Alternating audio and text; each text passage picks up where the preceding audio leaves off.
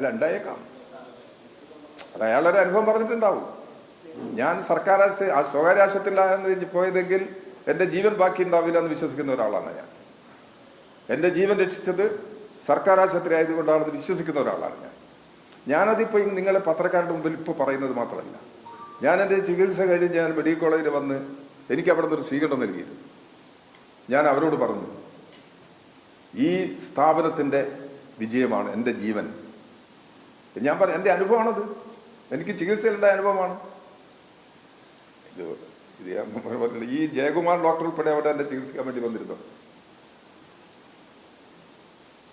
അതുപോട്ടെ, അത് വിട്ട് ഞാൻ വിട്ടത്, ഞാൻ അതിനെക്കുറിച്ചൊന്നും കൂടുതൽ പറയാൻ ആഗ്രഹിക്കുന്ന ഒരാളല്ല.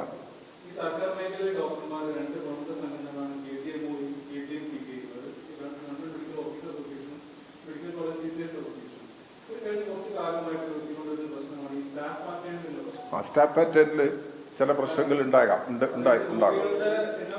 സ്റ്റാഫ് പാറ്റേൺ പരിഹരിക്കപ്പെടേണ്ടത് തന്നെയാണ്, അതിൽ തർക്കമില്ല. നമ്മൾ നേരിടുന്ന ഒരു പ്രശ്നം എന്താണെന്നറിയാം. കേരളത്തിൽ നിങ്ങൾക്കെല്ലാം അറിയാം, കേരളത്തിൽ ഈ കേരള ഗവൺമെൻറ്റിൻ്റെ വരുമാനം കൊണ്ടാണ് ഇപ്പം നിലനിൽക്കുന്നത്. കേരളത്തിൻ്റെ അർഹമായിട്ടുള്ള നികുതി വിഹിതം പോലും തരാൻ കേന്ദ്രം തയ്യാറാവുന്നില്ല. കേന്ദ്രത്തിൻ്റെ ഈ സാമ്പത്തിക ഉപരോധം കേരളത്തെ പൊതുജീവിതത്തെ ബാധിക്കുന്നുണ്ട്. അതിനെ അതിജീവിക്കാൻ കേരളത്തിൻ്റെ എല്ലാ പ്രശ്നങ്ങൾക്കും പരിഹാരം കണ്ടെത്തുന്നതിന് വേണ്ടിയുള്ള ശ്രമമാണ് ഗവൺമെൻറ് നടത്തിക്കൊണ്ടിരിക്കുന്നത്.